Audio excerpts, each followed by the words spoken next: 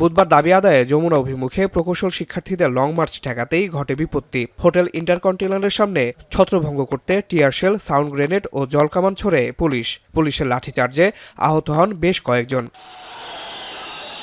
এ ঘটনায় ক্ষোভে ফেটে পড়ে সারা দেশের প্রকৌশল বিশ্ববিদ্যালয়ের শিক্ষার্থীরা। পালিত হয় শাটডাউন কর্মসূচি, হয়নি কোনো ক্লাস ও পরীক্ষা।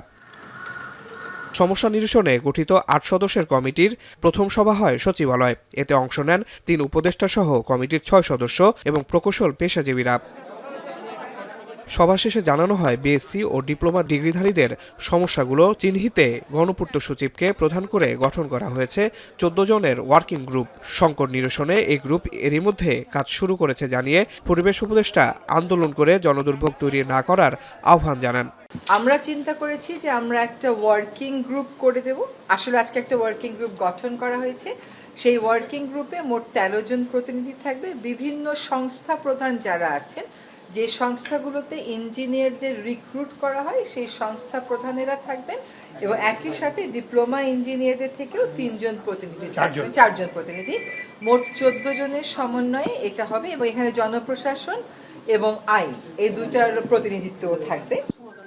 বিদ্যুৎ ও জ্বালানি উপদেষ্টা জানান, হঠাৎ করে ৩ বা ৭ দফা মেনে নেওয়ার ঘোষণা দেওয়া যায় না।